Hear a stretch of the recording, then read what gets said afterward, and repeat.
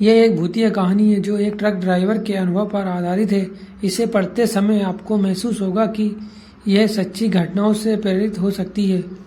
रामू सिंह एक अनुभवी truck driver था। उसने कई सालों से रात के समय लंबी यात्रा की थी, लेकिन एक रात जो उसके साथ हुआ उसने उसकी जिंदगी बदल दी। रामू एक बड़े ट्रक में माल लेकर उत्तराखंड के एक छोटे से गांव की ओर जा रहा था।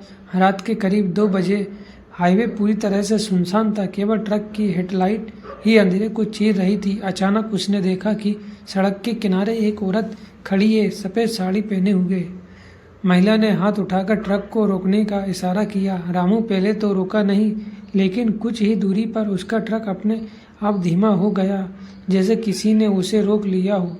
वह थोड़ा घबराया, लेकिन फिर महिला को देखकर उसे तरस आ गया और उसने उसे सवारी दे दी। महिला चुपचाप ट्रक की अगली सीट पर बैठ गई और कोई बात नहीं की। कुछ देर बाद रामू ने महिला से पूछा, आप इतनी रात में यहाँ क्या कर रही हो? महिला ने धीरे से जवाब दिया, मुझे बस गांव तक छोड़ दीजिए।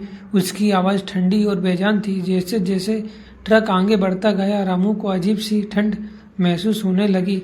हालांकि ट्रक की खिड़कियां बंद थी। रामू जब गांव के करीब पहुंचा तो उसने महिला से कहा, आपका गांव आ गया है। लेकिन जब उसने बगल में देखा तो सीट खाली थी। महिला गायब हो चुकी थी। ट्रक के अंदर एक अजीब सी दुर्गंध फैल गई थी। रामू को समझ में नहीं आया कि महिला कहाँ गई। जब रामू गांव पहुंचा और वहां लोगों को ये किस्सा बताया तो वे सभी डर गए। गांव के एक बुजुर्ग ने कहा, वह महिला 1 साल पहले इसी जगह पर एक सड़क हादसे में मारी गई थी। वह अब भी यहाँ रात में लोगों से सवारी मांगती है। जिसने भी उसे सवारी दी है उसके साथ कुछ बुरा हुआ है।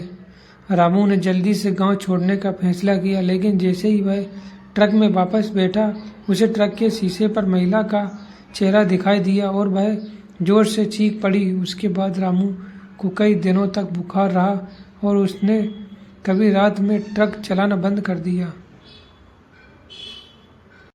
ये कहानी हमें बताती है कि रात में सड़क पर किसी अजनबी को सवारी देना हमेशा सुरक्षित नहीं होता, खासकर अगर वह अजीब और रहस्यमयी हो।